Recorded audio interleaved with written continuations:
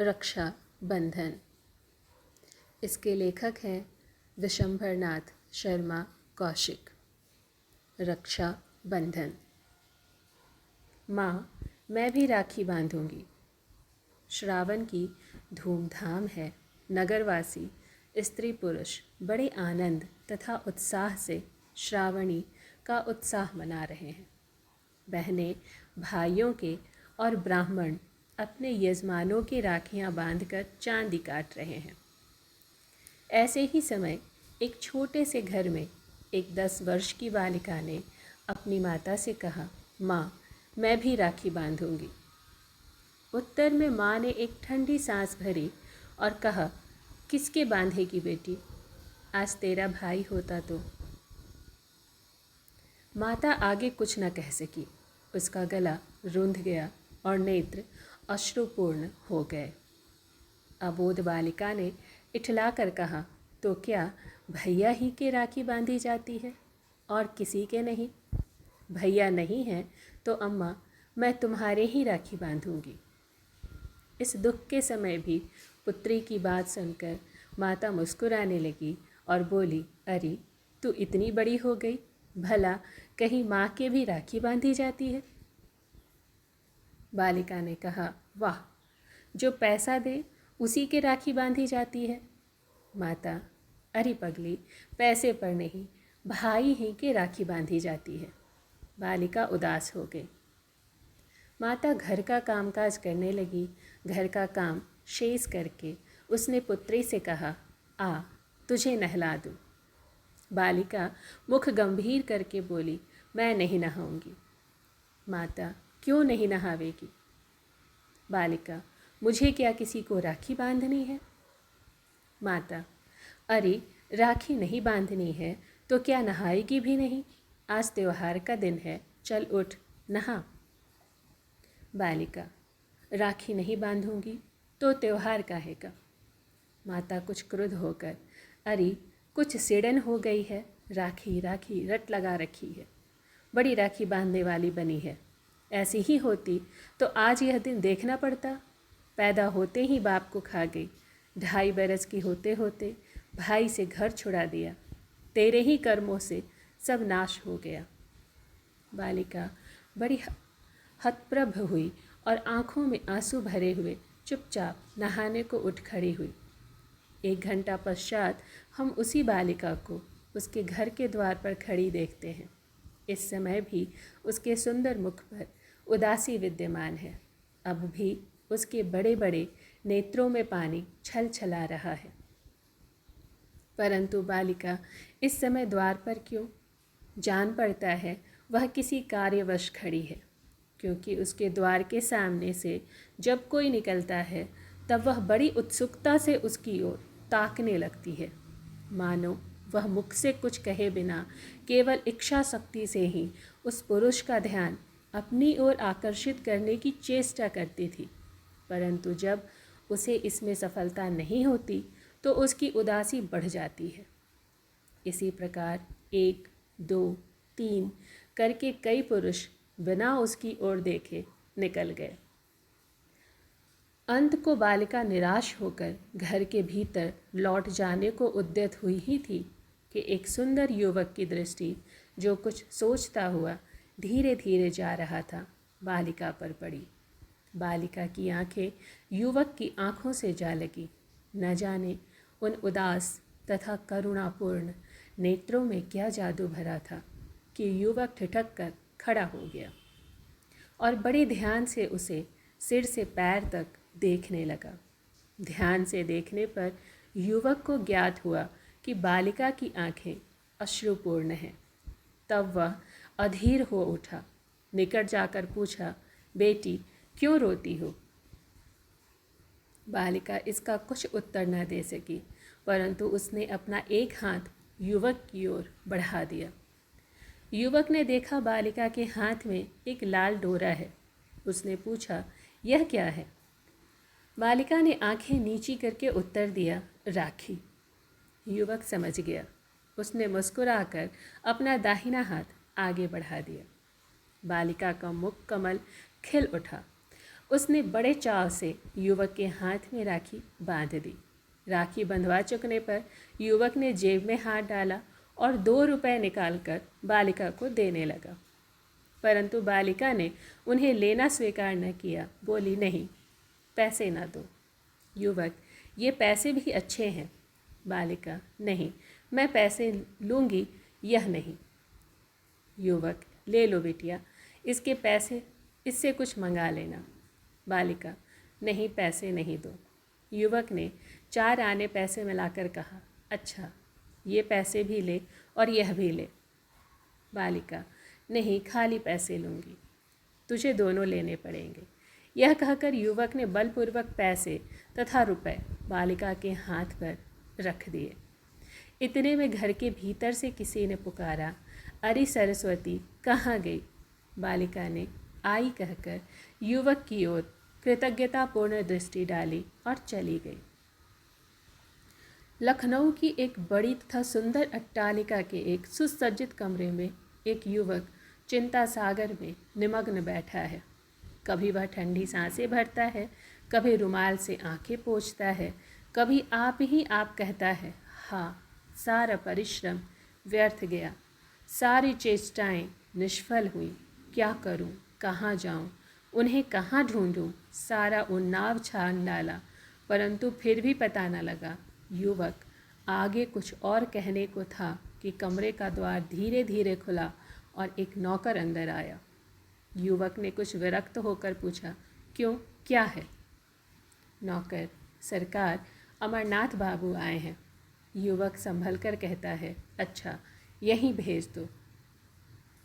नौकर के चले जाने पर युवक ने रुमाल से आंखें पोंछ डाली और मुख पर गंभीरता लाने की चेष्टा करने लगा। द्वार फिर खुला और ये युवक अंदर आया। आओ भाई अमरनाथ। अमरनाथ, कहो घनश्याम, आज अकेले कैसे बैठे हो? कानपुर से कब लौटे? घनश्याम, कल आया था।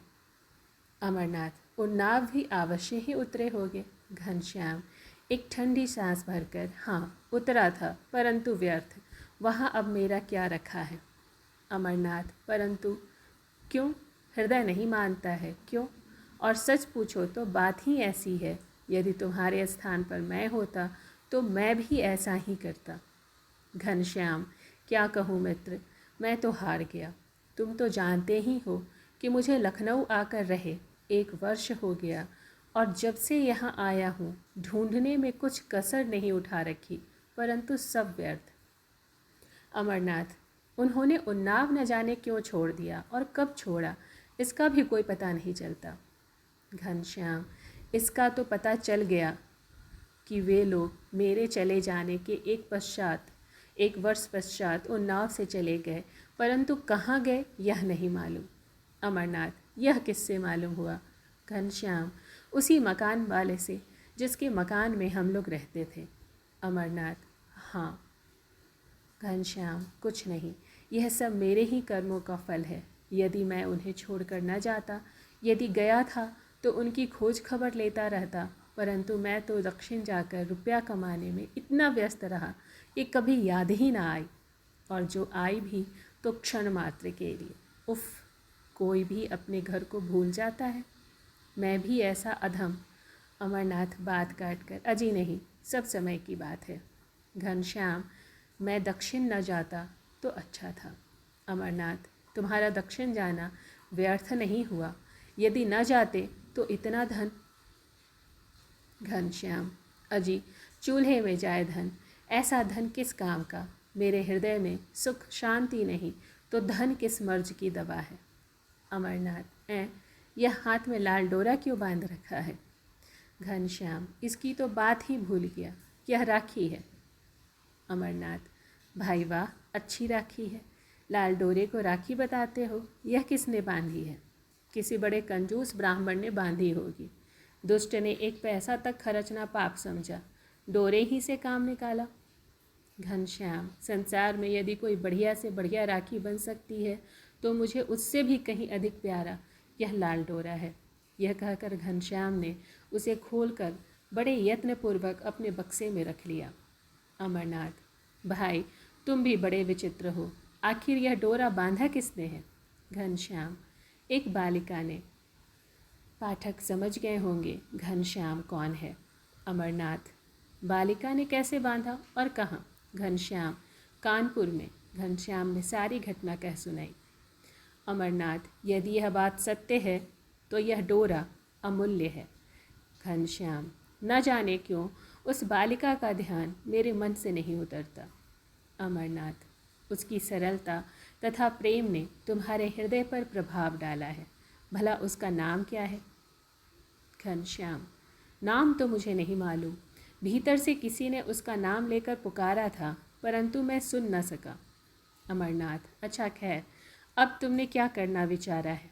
घनश्याम धैर्य भरकर चुपचाप बैठने के अतिरिक्त और मैं कर ही क्या सकता हूँ। मुझसे जो हो सका मैं कर चुका। अमरनाथ। हाँ, यही ठीक भी है। ईश्वर पर छोड़ दो, देखो क्या होता है। पूर्वोक्त घटना हुए 5 वर्ष बीत गए। घनश्याम दास पिछली बातें प्रायः भूल गए हैं, परंतु उस बालिका की याद कभी कभी आ जाती है। उसे देखने वे एक बार कानपुर गए भी थे, परंतु उसका पता न चला। उस घर में पूछने पर ज्ञात हुआ कि वह वहाँ से अपनी माता सहित बहुत दूर हुए न जाने कहाँ चली गई। इसके पश्चात ज्यों ज्यों समय बीतता गया उसका ध्यान भी कम होता गया, पर अब जब भी वे अपना वक्स खोलते हैं तब कोई वस्तु देखकर चौंक पड़ते हैं और साथ ही कोई पुराना दृश्य भी आँखों के सामने आ जाता है। घनश्याम अभी तक अविवाहित हैं। पहले तो उन्होंने निश्चय कर लिया था कि विवाह करेंगे ही नहीं, पर मित्रों के कहने और स्वयं अपने अनुभव ने उनका यह विचार बदल दिया। अब वे विवाह करने पर तैयार हैं, पर अभी तक कोई कन्या उनकी रुचि के अनुसार नहीं मिली। जेठ का महीना है। दिन भर की जला देने वाली धूप के पश्चात सूर्यास्त का समय अत्यंत सुखदायी प्रतीत हो रहा है। इस समय घनश्याम दास अपनी कोठी के बाग में मित्रों सहित बैठे मंद मंद शीतल वायु का आनंद ले रहे हैं। आपस में हास्य रसपूर्ण बातें हो रही हैं। बातें करते करते एक मित्र ने कहा, अजी अभी तक अमरनाथ नहीं आए। घनश्याम। वह मनमौजी आदमी है, कहीं रम गया होगा।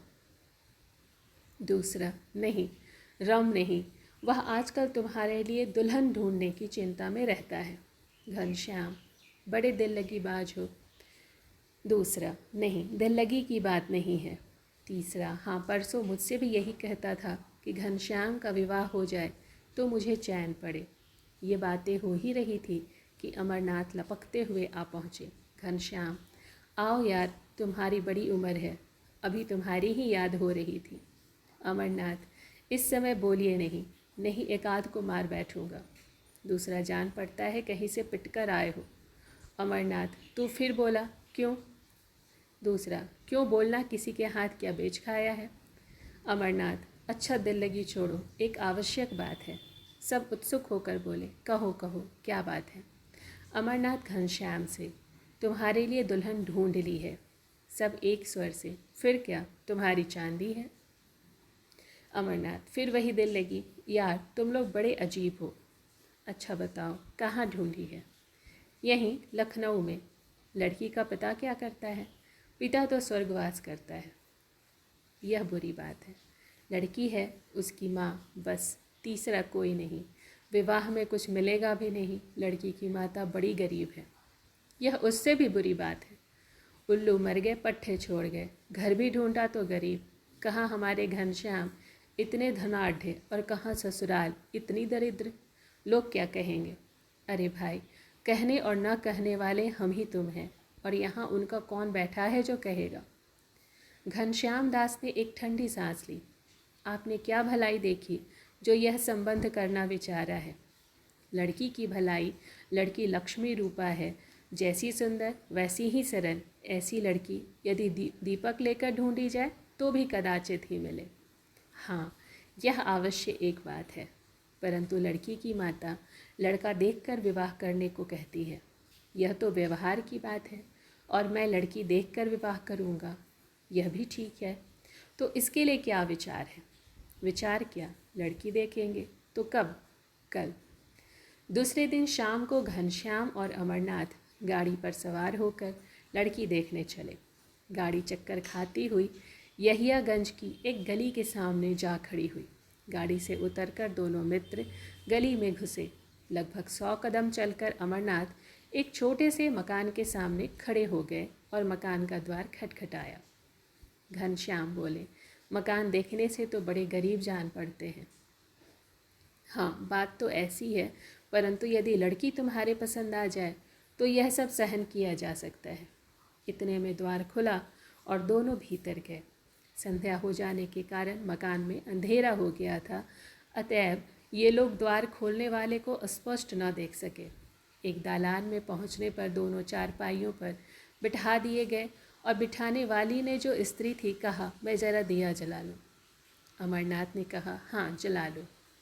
स्त्री ने दीपक जलाया और पास ही एक दीवार पर उसे रख दिया। फिर इनकी ओर मुख करके वह नीचे चटाई पर बैठ गई, परंतु ज्यों ही उसने घनश्याम पर अपनी दृष्टि डाली, एक हृदय भेदी आह उसके मुख से निकली और वह ज्ञान शून्य होकर गिर पड़ी। स्त्री की ओर कुछ अंधेरा था, इस कारण उन लोगों ने उसका मुख स्पष्ट न देखा। घनश्याम उसे उठाने को उठा, परंतु ज्यों ही उन्होंने उसका सिर उठाया और रोशनी उसके मुख पर पड़ी, त्यों ही घनश्याम के मुख से निकला, मेरी माता, और वे उठकर भूमि पर बैठ गए। अमरनाथ विस्मित हो काष्ठवत बैठे रहे। अंत को कुछ क्षण उपरांत बोले, उफ, ईश्वर की महिमा बड़ी विचित्र है। जिनके लिए तुमने न जाने कहाँ कहाँ की ठोकरें खाई, वे अंत में इस प्रकार मिले। घनश्याम अपने को संभाल कर बोले, थोड़ा पानी मंगाओ। अमरनाथ, किससे मंगाऊं? यहाँ तो कोई और दिखाई नहीं पड़ता, परंतु हाँ, वह लड़की तुम्हारी। कहते अमरनाथ रुक गए। फिर उन्होंने पुकारा, बिटिया थोड़ा पानी दे जाओ, परंतु कोई उत्तर न मिला।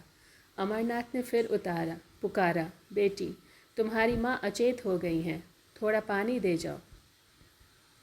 इस अचेत शब्द में न जाने क्या बात थी कि तुरंत ही घर की दूसरी ओर बर्तन खड़कने का शब्द हुआ। तत्पश्चात एक पूर्ण वयस्का लड़की लोटा लिए आई। लड़की मुंह कुछ ढके हुए थी। अमरनाथ ने पानी लेकर घनश्याम की माता की मुख और आँख धो दिए। थोड़ी देर में उसे होश आया। उसने आंखें खोलते ही फिर घनश्याम को देखा। तब वह शीघ्रता से उठकर बैठ गई और बोली, मैं क्या स्वप्न देख रही हूँ? घनश्याम, क्या तू मेरा खोया हुआ घनश्याम है या कोई और? माता ने पुत्र को उठाकर छाती से लगा लिया और अश्रु बिंदु विसर्जन किए, परंतु वे बिंदु सुख के थे अथवा दुख के, कौन कहे। लड़की ने यह सब देख सुनकर अपना मुख खोल दिया और भैया भैया करती हुई घनश्याम से लिपट गई। घनश्याम ने देखा लड़की कोई और नहीं, वही बालिका है जिसने 5 वर्ष पूर्व उसको राखी बांधी थी और जिसकी याद प्रायः उन्हें आया करती थी। श्रावण का महीना है और श्रावणी का महोत्सव। घनश्याम दास की कोठी खूब सजाई गई है। घनश्याम अपने कमरे में बैठे एक पुस्तक पढ़ रहे हैं। इतने में एक दासी ने आकर कहा, बाबू भीतर चलो। घनश्याम भीतर गए।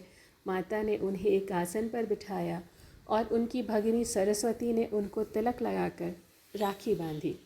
घनश्याम ने 2 अशर्फियाँ उसके हाथ में धर दी और मुस्कुरा कर बोले, क्या पैसे भी देने होंगे? सरस्वती ने हंसकर कहा, नहीं भैया, ये अशर्फियाँ पैसों से अच्छी हैं, इनसे बहुत से पैसे आएंगे। रक्षा बंधन।